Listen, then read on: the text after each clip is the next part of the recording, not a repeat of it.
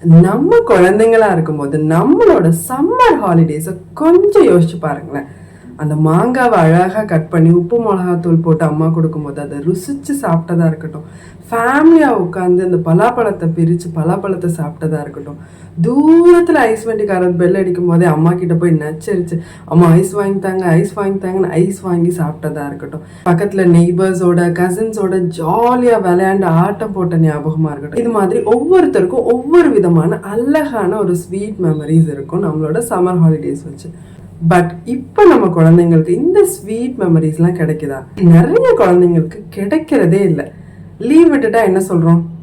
ஒரு மாதம் உனக்கு லீவா? இதுக்கு பதிலாக உங்கள் ஸ்கூலில் உனக்கு ஸ்கூலே வச்சுருக்கலாம். ஒரு மாதத்துல அதிகமாக ஃபோன் நோண்டுவியே, வெயிலில் போய் விளையாடணும்னு சொல்லுவே, உன்னை வச்சுட்டு ஒரு மாதத்துல என்ன பண்ண போகிறேன்னே தெரியல அப்படின்னு குழந்தைங்க முன்னாடியே சொல்கிறது இல்லையா? குழந்தைய எந்த சம்மர் கேம்ப்ல போடலாம், இந்த சம்மர் லீவ்ல அவங்களை என்ன கத்துக்க வைக்கலாம்னு யோசிப்போம். ஒரு விஷயத்த கத்துக்கிறது தப்பே கிடையாது. பட் நம்ம குழந்தைங்களுக்கு அந்த லேர்னிங் மட்டும் சம்மர் ஹாலிடேஸா கொடுக்கறது இல்லாம அவங்களுக்கு நிறைய எக்ஸ்பீரியன்ஸ் பண்றதுக்கு, எக்ஸ்ப்ளோர் பண்றதுக்கு அஸ் அ பேரண்ட்ஸ் நம்ம அவங்களுக்கு நிறைய ஸ்வீட் மெமரிஸ் அவங்களுக்கு நம்ம கிஃப்டா கொடுத்தே ஆகணுங்க.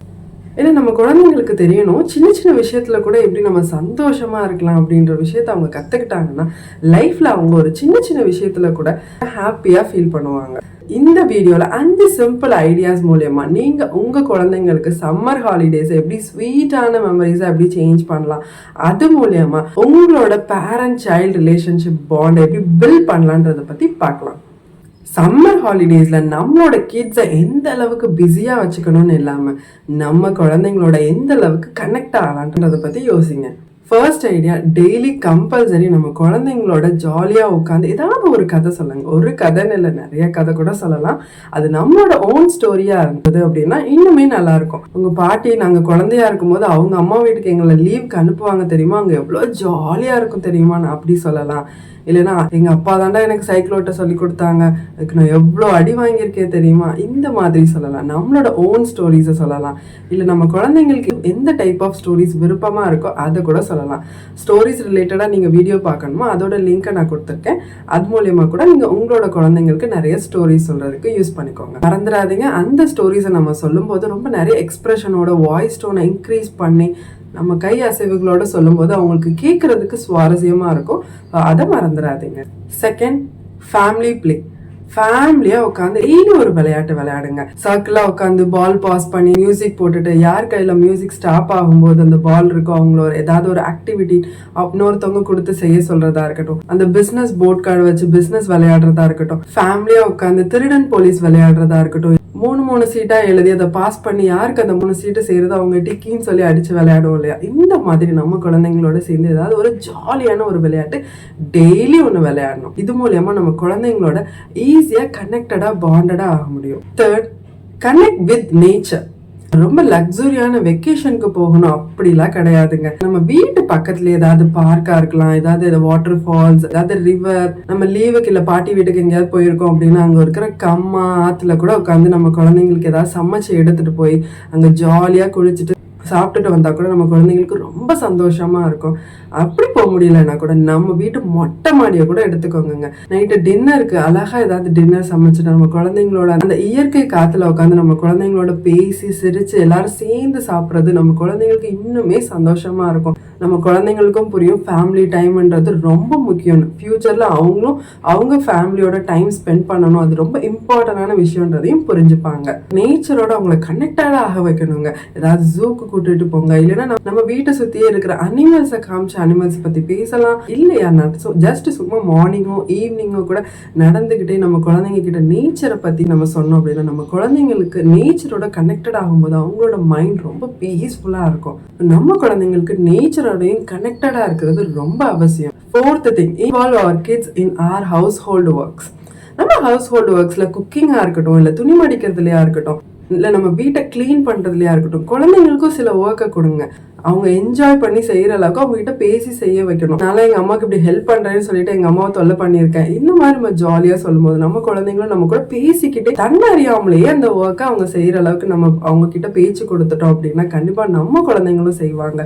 அது மூலியமா அவங்க நிறைய லைஃப் ஸ்கில்ஸையும் லேர்ன் பண்ணிப்பாங்க. அதுவுமே கண்டிப்பா அவங்களோட ஃபியூச்சர்ல ரொம்ப அவசியமா இருக்கும். பையன் இது செய்யக்கூடாது, பொண்ணுதான் இதை செய்யணும், இந்த மாதிரி இல்லாம பையனும் பொண்ணும் நம்ம கூட சேர்ந்து இன்வால்வ் ஆகி நம்ம வீட்டோட ஹவுஸ் ஹோல்டு ஒர்க்ஸை செய்யும் போது நமக்கு ரிலாக்ஸ்டா ஃபீல் ஆகும். நம்ம குழந்தைங்களுக்கும் லைஃப் ஸ்கில்ஸை சொல்லி கொடுத்த மாதிரி இருக்கும். நம்ம குழந்தைங்களுக்கும் சம்மர் ஹாலிடேஸ் வீட்டில் இருந்தாங்கன்னா போர் அடிக்காது.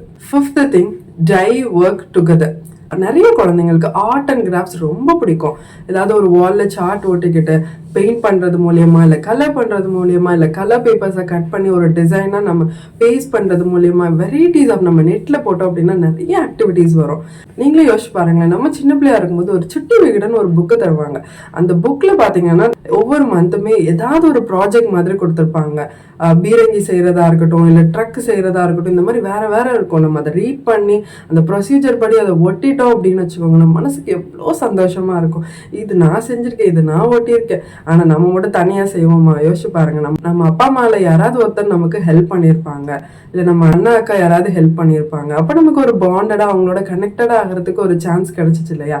அது மாதிரி தாங்க நம்ம குழந்தைங்களுக்கு என்ன விருப்பப்படுறாங்களோ ஏதாவது ஒரு ஆக்டிவிட்டியில நம்ம அவங்களோட இன்வால்வ் ஆகணும். நமக்கு வீட்டு வேலை இருக்கலாம், ஆஃபீஸ் ஒர்க் இருக்கலாம், பட் நம்ம டைம் மேனேஜ் பண்ணி நம்ம குழந்தைங்களோட டைம் ஸ்பெண்ட் பண்ணும்போது கண்டிப்பா நம்ம குழந்தைங்களுக்கு அது நிறைய ஸ்வீட் மெமரிஸை கொடுக்கும். மறந்துடாதீங்க. இது மூலமா அவங்களோட காக்னிட்டிவ் ஸ்கில்ஸ், மோட்டர் ஸ்கில்ஸ், அவங்களோட கிரியேட்டிவிட்டி, இமேஜினேஷன் ஸ்கில் எல்லாமே டெவலப் ஆகும். சம்மர் ஹாலிடேஸ் எப்படி நம்ம குழந்தைங்களுக்கு டைம் மேனேஜ் பண்றதுன்றத பத்தி யோசிக்காம நம்ம குழந்தைங்களை எப்படி ஜாலியா அவங்களுக்கு நல்ல ஸ்வீட் மெமரிஸ் எப்படி கொடுக்கலான்றத பத்தி யோசிங்க.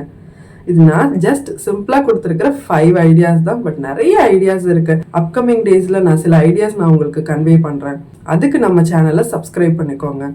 நீங்க உங்களோட சம்மர் ஹாலிடேஸை எந்த அளவுக்கு ஜாலியா என்ஜாய் பண்ணீங்களோ ஏதாவது ஒரு விஷயத்த கமெண்ட் பண்ணுங்க. இல்ல உங்க குழந்தைங்களுக்கு என்ன மாதிரியான விஷயங்கள் மூலியமா நீங்க சம்மர் ஹாலிடேஸ்ல என்ஜாய் பண்றீங்களோ அதையும் கமெண்ட் பண்ணுங்க. நம்ம குழந்தைங்க பெரியவங்களானதுக்கு அப்புறம் நம்ம அவங்களுக்கு வாங்கி கொடுத்த காஸ்ட்லியான டீஸ் ஞாபகம் இருக்க போறது கிடையாது. நம்ம கூட சேர்ந்து அவங்க செஞ்ச லெமன் ஜூஸ் ஞாபகம் இருக்கும். நம்ம கூட சேர்ந்து வீட்டுல வேலை செஞ்ச வேலைகள் ஞாபகம் இருக்கும். நம்ம அவங்க கூட சேர்ந்து ஜாலியா விளையாண்டு ஆட்டம் போட்டது ஞாபகம் இருக்கணும். இந்த அழகான ஸ்வீட் மெமரிஸை கொடுக்கறதுக்கு மறந்துடாதீங்க. ஸோ குழந்தைங்களோட சம்மர் ஹாலிடேஸ் டைமை நம்ம கில் பண்ணாம எந்த அளவுக்கு அலைவா வச்சுக்கலான்றத பத்தி யோசிங்க. இது மூலியமா நம்ம அவங்களோட கனெக்ட் ஆகிறத தாண்டி அவங்களுக்கு என்ன விஷயம் பிடிக்கும், எந்த விஷயம் அவங்கள திங்க் பண்ண வைக்கும், இந்த மாதிரி நம்ம குழந்தைங்களை பத்தி நம்மளே தெரிஞ்சுக்க வேண்டிய நிறைய விஷயங்களை தெரிஞ்சுக்க முடியுங்க. அதே நேரத்துல நம்ம எந்த அளவுக்கு சின்ன சின்ன விஷயத்துக்கு நம்ம சந்தோஷப்படுறோமோ நம்மளை பார்த்து நம்ம குழந்தைங்களும் கத்துப்பாங்க. சின்ன சின்ன விஷயத்துல கூட நிறைய சந்தோஷம் இருக்கு. நம்ம ஃபேமிலியோட நம்ம பெரிய பெரிய வெக்கேஷன் போகணும், பெரிய பெரிய இடத்துக்கு போகணும் அப்படின்றது கிடையாது. நம்ம வீட்லயே நம்ம எந்த அளவுக்கு ஹாப்பியா ஃபேமிலியா இருக்கும் போது எந்த அளவுக்கு சந்தோஷமா இருக்குன்றத பத்தி நம்ம குழந்தைங்களும் கத்துப்பாங்க. We are not just raising a child, we are teaching our kids to how to live. இந்த வீடியோ உங்களுக்கு பிடிச்சிருந்துச்சுன்னா இந்த வீடியோக்கு ஒரு லைக்கை போட்டுட்டு நிறைய ப்ராக்டிக்கலான பேரண்டிங் டிப்ஸ் பத்தி தெரிஞ்சுக்கிறதுக்கு நம்மளோட சேனலை சப்ஸ்கிரைப் பண்ணிக்கோங்க. And also share to the parents who need to see this.